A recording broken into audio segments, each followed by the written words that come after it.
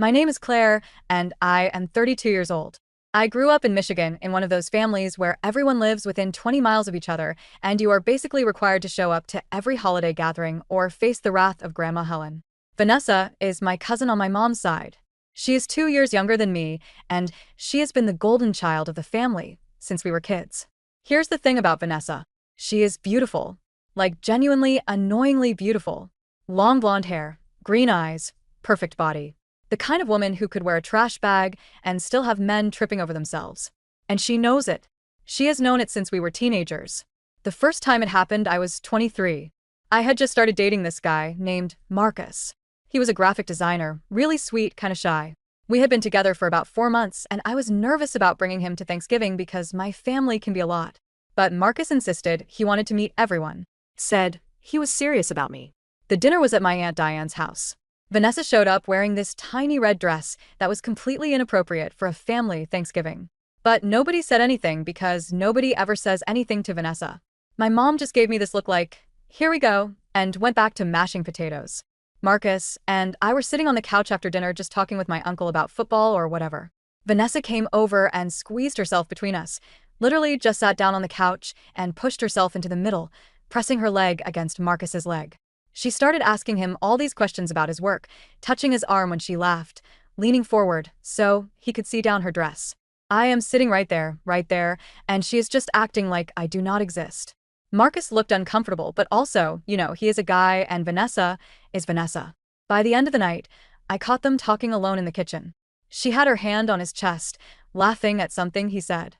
When they saw me, Vanessa just smiled this innocent smile and said, I was just telling Marcus how lucky he is to have you. Marcus and I broke up 3 weeks later. He said he needed space, that he was not ready for something serious. I saw him tagged in one of Vanessa's Instagram photos 2 months after that. They were at some bar downtown. He had his arm around her waist. That was the pattern. Every single relationship I had, every single guy I brought home, Vanessa would sink her claws in.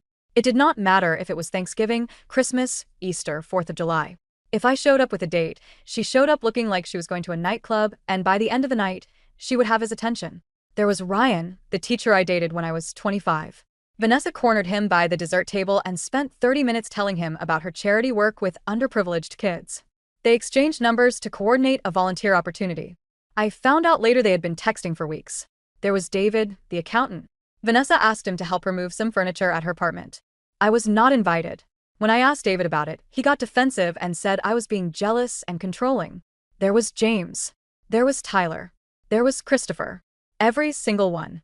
The worst part was that my family just let it happen. My mom would pull me aside and tell me that Vanessa was young and did not mean anything by it. My aunt would say that I should not bring men around if I could not handle a little competition. My grandma told me I should work on being more feminine, and maybe then I could keep a man interested. I stopped bringing dates to family events for years. I just showed up alone. I told my family I was focusing on my career, that I was happy being single. The truth was I was dating. I just refused to give Vanessa any more ammunition. But then I turned 31, and I met someone. His name was Trevor, and he was perfect. A doctor, funny, kind, good-looking. We had been together for 8 months, and it was the most stable, healthy relationship I had ever had. He kept asking to meet my family, and I kept making excuses. But eventually Christmas was coming up, and I could not avoid it anymore. I told Trevor about Vanessa. I sat him down and explained the whole history, every detail. I told him she would probably try something and I needed him to just ignore her, stay close to me, not fall for her games. Trevor laughed. He actually laughed. He said, Claire, I am a grown man. I am not going to let your cousin seduce me at a Christmas party. I love you. Stop worrying. I wanted to believe him. I really did. Christmas Eve arrived, and we drove to my parents' house. I was so anxious I felt sick. Trevor kept holding my hand, telling me everything would be fine. Vanessa was already there when we arrived. She was wearing this white sweater dress that looked like it was painted on, with these high heels that made her legs look like they went on forever. Her hair was in perfect waves. She looked like a Victoria's Secret model who got lost on the way to a photo shoot. She saw Trevor and her eyes lit up like she had just won the lottery. You must be Trevor, she said, walking over with this big smile. I have heard so much about you. Claire is so lucky. She hugged him. It lasted too long. Trevor was polite but distant. He kept his arm around my waist, made a point of kissing my forehead, stayed by my side. I started to relax. Maybe this time would be different. Maybe Trevor really was different. But Vanessa was patient. She always was. She spent the whole evening circling us like a shark. She would join whatever conversation we were in, laugh at Trevor's jokes, ask him questions about his work. She spilled wine on her dress and asked Trevor to help her clean it up because he is a doctor. He must know how to get stains out. I watched him hesitate. I watched him look at me, and then I watched him follow her to the kitchen. They were gone for 15 minutes. When they came back, Vanessa's dress was fine, and Trevor looked flushed. He said they were just talking, that she was asking him medical questions about her mom's knee surgery. I wanted to scream. We left early. I told my family I had a headache. Trevor drove home in silence while I cried in the passenger seat. He swore nothing happened. He swore he loved me, that Vanessa was just friendly, that I was overreacting. But I could see it in his eyes. That same look all the others had, that curiosity, that interest. We broke up in February. He said he needed to focus on his residency. I saw him at a restaurant in March with a blonde woman. It was not Vanessa, but it might as well have been. I was done. I stopped dating. I stopped going to family events. I told my mom I was busy with work, that I would visit when I could. She was disappointed, but I did not care anymore. I was tired of being humiliated. I was tired of Vanessa winning. Then something weird happened. I started volunteering at this literacy program at the local library. One of the programs they had was corresponding with inmates who were trying to improve their reading and writing skills. I signed up because I needed something to do with my time, and I figured helping people learn to read was a good cause. They matched me with an inmate named Michael. He was 34, serving the last 2 years of a 7-year sentence for armed robbery. His first letter was short, just a few sentences thanking me for volunteering and saying he hoped to improve his writing before he got out. I wrote back. I told him about my work as a project manager at a tech company, about my love for hiking, about the weather in Michigan, basic stuff. He wrote back with more details. He told me about growing up in Detroit, about making bad choices when he was young, about how prison had given him time to think about the man he wanted to be. His writing was rough, but honest. There was something raw about it that I found refreshing. We kept writing once a week at first, then twice a week, then almost every day.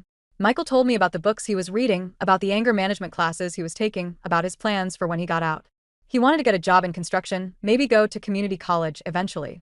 He had an aunt in Grand Rapids who said he could stay with her until he got on his feet. I told him about my family, about Vanessa, about feeling invisible and inadequate and angry. Michael did not judge me. He did not tell me to be more confident or to just ignore her. He said, "Your cousin sounds like a miserable person who only feels good when she is making other people feel bad. That is not about you. That is about her." Something about the way he said it, the simplicity of it made sense to me. We wrote to each other for 8 months. I started looking forward to his letters more than anything else in my week. He was funny and thoughtful and vulnerable in ways that the men I had dated never were. Maybe it was because he was in prison and had nothing to lose. Or maybe it was just who he was. Then one day, he wrote and told me he was getting out in 2 months. He asked if I would be willing to meet him in person. Maybe grab coffee. No pressure. He said he understood if I said no, that he knew the situation was complicated. I said yes. I do not know why I said yes. Maybe I was lonely. Maybe I was curious. Maybe I just wanted something in my life that was different, that was mine, that Vanessa could not touch. Michael got out in October. We met at a coffee shop in Grand Rapids. I was nervous, obviously. This was a man I had been writing to for months, but had never seen except in the small blurry photo that came with his first letter. He walked in, and I recognized him immediately. Tall, broad shoulders, dark hair cut short, a nervous smile. He was handsome in this unexpected way, not polished like the guys I usually dated, but real. We talked for 3 hours. It was easy and comfortable, and nothing like I expected. He told me about adjusting to being out, about his job doing drywall work, about staying with his aunt. I told him about my job, my apartment, my terrible family. He asked if he could see me again. I said yes. We started dating officially, I guess, though it felt strange to call it that at first. We went to movies, we got dinner, we went for walks along the river. He was different from anyone I had ever been with. He listened when I talked. He did not play games. He said what he meant, and he understood me in this way that felt almost scary. He could tell when I was anxious or upset before I said anything. He knew when I needed space and when I needed to be held. It was like having someone actually see me for the first time in my life. My mom called in November and asked if I was coming to Thanksgiving. I had been avoiding her calls, but I finally picked up. She said the whole family missed me, that Grandma Helen was asking about me, that it had been almost a year since I had come to a holiday. I told her I would think about it. Michael and I were lying in bed that night when I mentioned it. He asked why I was hesitant. And I told him about Vanessa again, about the pattern, about how I could not handle watching it happen one more time. Michael was quiet for a minute, then he said, "Take me?" I laughed. I said, "You do not want to meet my family. Trust me." He said, "I am serious. Take me to Thanksgiving. Let me meet this cousin of yours." I told him it was a bad idea. I told him Vanessa would eat him alive, that she had destroyed every relationship I had ever brought around her. I told him she was beautiful and manipulative and ruthless. Michael just shrugged. He said, "I have been in prison for 7 years. I think I can handle your cousin." I thought about it, and then I thought, screw it. Why not? What was the worst that could happen? Vanessa would seduce Michael. I would lose another relationship. I would never speak to my family again. I was already halfway there, so I said yes. Thanksgiving morning, I woke up with this knot in my stomach. Michael seemed calm. He wore a simple button-down shirt and jeans, nothing fancy. His hair was neat, and he had shaved. He looked good, normal, like a regular guy you would bring home to meet your family. We drove to my parents' house. I gave him one more warning. I said, "Vanessa is going to come after you hard. She's going to flirt. She's going to touch you. She's going to try to get you alone. Please just stay with me. Do not fall for it." Michael took my hand. He said, "Claire, I'm not going anywhere. I promise." We walked in and the whole family was there. My mom hugged me like I had been gone for years. My dad shook Michael's hand and asked him what he did for work. Michael said, "Construction." And my dad launched into a story about building his deck last summer. Then Vanessa walked in from the kitchen. She was wearing a tight black dress with a plunging neckline and these ridiculous heels. Her hair was perfect. Her makeup was flawless. She looked like she was going to a cocktail party, not a family Thanksgiving. She saw Michael, and I swear I could see the wheels turning in her head. She walked over with this predatory smile. "You must be Michael," she said, extending her hand. "I am Vanessa, Claire's cousin." Michael shook her hand briefly. "Nice to meet you." Vanessa kept holding his hand just a second too long. "I have heard absolutely nothing about you. Claire keeps her life so private." She looked at me with this fake innocent expression. "How long have you two been together?" "A couple months," I said. "That is so sweet," Vanessa said. "How did you meet?" I opened my mouth, not sure what to say, but Michael answered first. "Through a pen pal program." Vanessa's eyes lit up. "Oh, like one of those online things. That is adorable." "Something like that," Michael said, his voice even unbothered. Vanessa launched into her usual routine. She asked Michael about his job, about where he grew up, about his hobbies. She touched his arm when she laughed. She leaned in when he talked. She did everything she always did. Michael was polite but distant. He answered her questions briefly, then turned back to me or someone else. He kept his hand on my lower back. When Vanessa suggested he help her bring in extra chairs from the garage, he said, "I think your dad can handle it," and stayed by my side. I could see Vanessa getting frustrated. This was not how it usually went. Usually by this point, the guy would be fawning over her, finding excuses to talk to her alone, getting flustered by her attention. Michael was not flustered. He was barely interested. Dinner was the same. Vanessa sat across from us and spent the whole meal trying to engage Michael in conversation. She asked him about sports, about movies, about music. She told stories designed to make her sound interesting and adventurous. She laughed loudly at jokes that were not funny. Michael was polite. He nodded. He smiled occasionally, but mostly he talked to my uncle about fishing and asked my grandma about her recipe for stuffing. He held my hand under the table. After dinner, everyone moved to the living room. Vanessa cornered Michael by the drink table. I watched from across the room, my heart pounding. This was usually when it happened, the private conversation, the exchanged phone numbers, the beginning of the end. I saw Vanessa lean in close to Michael. I saw her touch his chest. I saw her whisper something in his ear. Michael stepped back. He said something I could not hear, then walked away and came back to sit next to me on the couch. Vanessa stood by the drink table, looking stunned. My mom leaned over and whispered, "I like this one." He seemed steady. I almost cried. We stayed for another hour. Vanessa kept trying, kept circling, but Michael did not budge. He stayed with me, talked to my family, acted like Vanessa was just another person in the room and not the center of the universe. When we finally left, I felt like I could breathe for the first time in years. In the car, I asked Michael what Vanessa had said to him by the drink table. He hesitated. Then he said, "She told me you were damaged and insecure, and that I could do better. She gave me her number." My stomach dropped. "And what did you say?" I asked. He said, "I told her I was not interested and that she should probably work on being a better person before she tried to ruin anyone else's life." I started crying. Not sad crying, but relieved crying. Like something inside me that had been wound tight for years suddenly released. Michael pulled over. He held me while I sobbed in the passenger seat of his car. He did not tell me to stop or ask what was wrong. He just held me. When I finally calmed down, I looked at him and said, "Why? Why did you not fall for it? Every other guy has. She is beautiful and charming, and she knows exactly what to say." Michael looked at me like I had asked the dumbest question in the world. "Claire, I spent 7 years in prison. I learned pretty quick how to spot people who are full of garbage. Your cousin is miserable. You can see it in her eyes.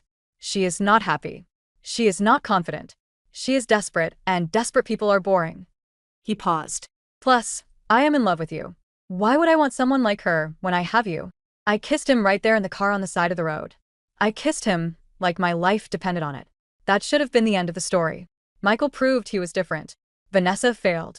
I won for once. We should have just ridden off into the sunset, but life is never that simple. A week later, my mom called me. She sounded upset. She said Vanessa had come over crying, saying I had brought an ex-convict to Thanksgiving without warning anyone, that she had looked Michael up online and found out about his record, that she felt unsafe and disrespected. I was furious. I said, "Mom, Michael served his time. He is a good person. And Vanessa is only upset because she could not manipulate him." My mom sighed.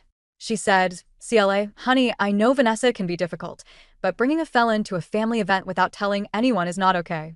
Your father is very upset. Grandma Helen is worried." I hung up on her. I did not talk to my family for 3 weeks. My phone was full of texts from various relatives. My aunt said I was being selfish. My uncle said I should have told them about Michael's past. My cousin Jessica, who I had always liked, sent me a long message about how I needed to think about other people's feelings and safety. Only my younger brother texted to say, "Vanessa is such a drama queen. Michael seems cool." Michael felt terrible. Michael felt terrible. He said he should have told me to warn my family, that he should have known his record would become an issue. I told him it was not his fault, that my family was just looking for an excuse to make Vanessa the victim like they always did. But it ate at me. The idea that I had finally found someone good, someone real, and my family could not even be happy for me. The idea that Vanessa could lose for once and still somehow make herself the center of attention. Christmas came. I did not go.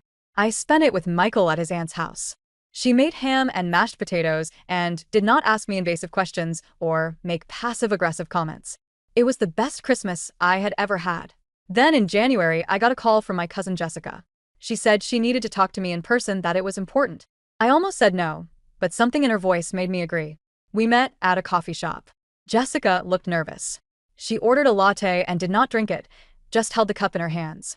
"I need to tell you something about Vanessa, and you are not going to like it," she said. I waited. Jessica took a breath. "Last year, Vanessa started seeing a therapist. Aunt Diane made her go, because she was having panic attacks. The therapist diagnosed her with something, I do not remember exactly what, but basically she is really insecure, and she needs constant validation from men to feel good about herself." "That is not an excuse," I said. "I know," Jessica said quickly. "I am not saying it is, but here's the thing. The therapist told her to apologize to you, to actually confront what she has been doing all these years. And Vanessa refused. She said you were the problem, that you were jealous and bitter, and that she did not owe you anything." I felt sick. Jessica continued, "But then you showed up with Michael at Thanksgiving, and something changed. Vanessa came to my apartment that night and completely broke down. She was crying, saying she did not understand why Michael was not interested in her, why her usual tricks did not work. She said she felt invisible for the first time in her life." "Good," I said. "I meant it." "That is not all," Jessica said. She looked down at her coffee. "Vanessa has been stalking Michael online. Like, really stalking him. She found his old Facebook from before he went to prison. She found articles about his arrest. She found his ex-girlfriend and sent her messages asking about him." My blood went cold. "What?" "She is obsessed," Jessica said. "She cannot handle the fact that she lost. So she's trying to find dirt on him, trying to prove to the family that he is dangerous or whatever. She is the one who told your mom about his record. She printed out articles about his case and showed them to Grandma Helen." I could not breathe. "Why are you telling me this?" Jessica looked at me with tears in her eyes. "Because Vanessa is planning something. She's been talking about going to the police, making a complaint that Michael made her feel threatened at Thanksgiving. She is trying to get him in trouble, maybe even sent back to prison, and I could not let her do that without warning you. I felt like the world was tilting. She would not. Even Vanessa would not do that. Claire, she is not thinking straight, Jessica said. She is desperate, and desperate people do crazy things. I left the coffee shop in a daze. I called Michael immediately and told him everything. He was quiet for a long time. Then he said, I knew something like this might happen. People do not like when ex-cons try to build normal lives. There is always someone who wants to tear you down. We need to do something. I said, we need to stop her. There is nothing to stop, Michael said.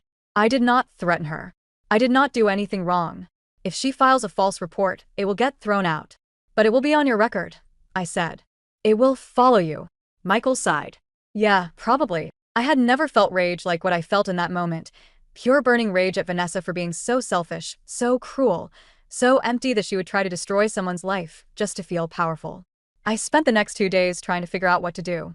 I considered calling Vanessa and threatening her. I considered warning my parents. I considered going to a lawyer. Then Michael said something that changed everything. He said, what if we just let her do it? I stared at him. What? What if we let her file the false report? Michael said, let her lie to the police. Let her put it in writing, and then we prove she is lying. How? Michael pulled out his phone. He opened his voice memo app. I recorded our conversation at Thanksgiving, the one by the drink table, when she gave me her number. I record a lot of conversations now just in case. Prison habit. He played it. Vanessa's voice came through crystal clear. Claire is damaged and insecure. You seem like a smart guy. You could do so much better. Here is my number. Call me if you want to have a real conversation. Then Michael's voice. I am not interested. You should probably work on being a better person before you try to ruin anyone else's life. Vanessa's laugh, bitter and sharp. Wow, you're just like her. Judgmental and boring. The recording ended. This proves she was coming on to me, Michael said. If she claims I threatened her or made her uncomfortable, this recording contradicts that. It shows she was the aggressor. I looked at him. You recorded that just in case? I told you, Michael said. 7 years in prison teaches you to protect yourself. We decided to wait. If Vanessa filed a false report, we would use the recording to prove she was lying. If she did not, we would just move on with our lives. 3 weeks went by. Nothing happened. I started to think maybe Jessica was wrong. Maybe Vanessa had backed down. Then my mom called. She said Vanessa had been in a car accident. Not serious, just a fender bender, but she was shaken up. She wanted me to come visit her in the hospital. I said no. My mom was angry. She said I was being cruel, that Vanessa was family, that I needed to put aside whatever petty grudge I was holding. I hung up, but I felt guilty. I have always felt guilty when it comes to my family. That is what they trained me to do. Feel guilty for having boundaries, feel guilty for protecting myself. So I went to the hospital, not because I wanted to see Vanessa, but because I wanted to prove to myself that I was the bigger person. Vanessa was in a private room, sitting up in bed with a small bandage on her forehead. She looked surprised to see me. Claire, she said. I did not think you would come. I almost did not, but Mom said you wanted to see me. Vanessa looked down at her hands. I did. I need to tell you something. I waited. I have been really messed up, Vanessa said, her voice quiet, shaky, like really, really messed up. My therapist says, I have been using male attention to avoid dealing with trauma from when I was younger, and I know that is not an excuse for what I have done to you, for what I have done to all your relationships. I did not say anything. Vanessa continued, tears running down her face now. I have been so jealous of you for so long. You have always had your life together. Good job, your own apartment. You are smart and funny, and people actually like you, and I have nothing, just my looks, and I have been so terrified of losing that, of becoming invisible, that I've been trying to prove I am better than you by taking the one thing you had that I did not. My relationships, I said. Yes, Vanessa whispered. And I know that is so messed up. I know I have hurt you so badly. And I am sorry. I am so sorry. I stood there looking at her, this woman who had tormented me for years, who had destroyed relationship after relationship, who had made me feel worthless and invisible and broken, and now she was crying, apologizing, admitting she was the problem. I should have felt vindicated. I should have felt triumphant. Instead, I just felt tired. I do not forgive you, I said. I do not know if I ever will, but I appreciate you finally admitting what you have done. Vanessa nodded, still crying. I turned to leave, then I stopped and looked back at her. For what it is worth, I hope you get the help you need. I hope you figure out who you are beyond your looks. But I will not be part of that journey. Do not contact me. Do not contact Michael. Just leave us alone. I walked out into the hallway. I ran into Jessica. She hugged me. She said, "I am proud of you." I asked her what happened, why Vanessa suddenly had this change of heart. Jessica looked uncomfortable. She got a call from her therapist this morning. Apparently, the police contacted the therapist because Vanessa had made an appointment to file a report against Michael. The therapist convinced her it was a terrible idea, that it would ruin her life and his, and that she needed to confront what she was actually feeling instead of trying to destroy someone else. I felt dizzy. She was really going to do it? Yeah, Jessica said, but she did not. That has to count for something, right? I did not answer. I left the hospital and called Michael. I told him everything. He was quiet for a minute, then said, "So it is over?" "I think so," I said. "Good," Michael said. "Because I have something to ask you." My heart skipped. "What?" "Move in with me." I laughed, surprised. "What?" "Move in with me," Michael said again. "I know we have only been together for a few months, but I have spent 7 years alone in a cell, and I do not want to waste any more time. I love you. I want to build a life with you. So, move in with me?" I said. Yes. I moved in with Michael in March. We got a small apartment near his work, nothing fancy, but it was ours. We adopted a dog from the shelter, a mutt named Rocket, who had been abandoned by his previous owners. We started building a life together that was quiet and normal and boring in the best possible way. I did not talk to Vanessa. I did not go to Easter or Mother's Day. I kept in touch with Jessica and my brother, but everyone else in my family could wait. My mom called in June and asked if I was coming to the 4th of July barbecue. I said no. She cried and said I was tearing the family apart. I said the family was already torn apart. I was just finally admitting it. Then something happened that I did not expect. Vanessa sent me a letter, an actual physical letter in the mail. I almost threw it away without reading it, but curiosity got the better of me.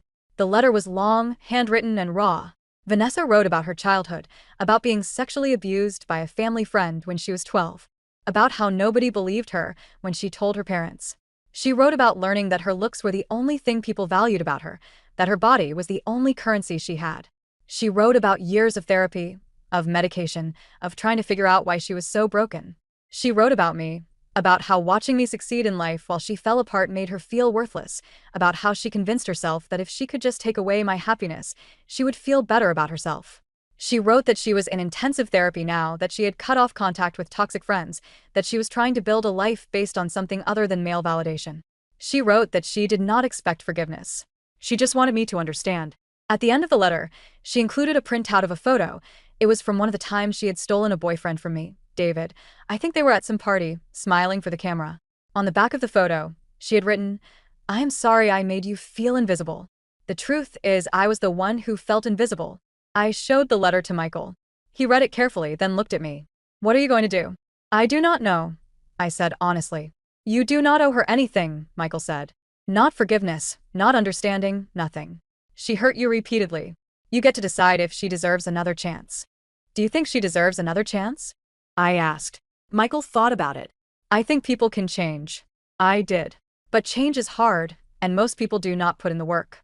So maybe she will, maybe she will not. But that is not your problem to solve." He was right. I knew he was right. I wrote Vanessa a short letter back. I said I had read her letter, that I was sorry for what she had been through, but that I still needed distance. I said maybe one day we could have some kind of relationship, but not now. Not yet.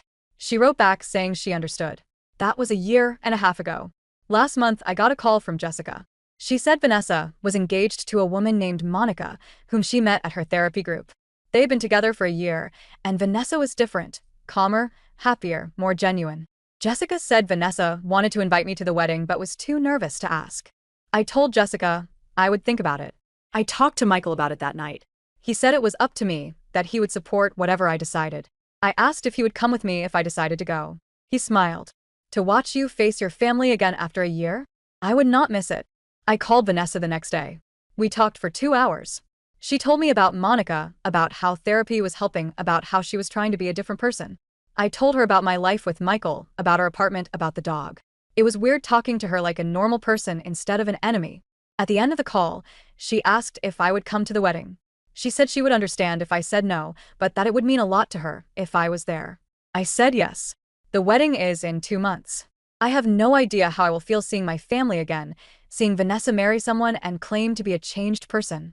I do not know if I believe people can really change or if Vanessa is just better at hiding her demons now, but I guess I will find out. Michael says that is the thing about life after prison. You learn to take things one day at a time. You learn that people are messy and complicated and sometimes awful, but sometimes they surprise you. He says I surprised him, that he never thought he would get out of prison and meet someone who loved him despite his past, that he never thought he would get a second chance at a normal life. I tell him he surprised me too, that he was the first person who ever chose me over Vanessa, the first person who saw through her games and decided I was worth more. We are sitting on our couch now, Rocket curled up between us, talking about whether we should get a cat.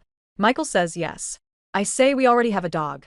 He says that is exactly why we need a cat for balance.